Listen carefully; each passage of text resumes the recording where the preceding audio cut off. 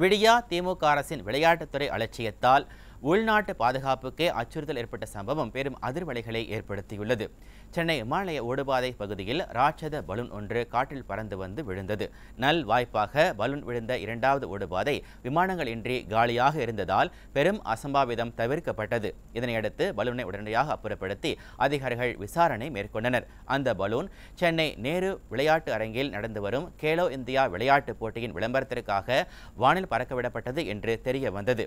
விளையாட்டு பிள்ளையாக விளையாட்டுத்துறை வாரிசு அமைச்சர் ஒரு பக்கம் சீரழிந்து வரும் நிலையில் அதிகாரிகளோ அலட்சியமாக செயல்படும் அவலம் தொடர்ந்து வருகிறது.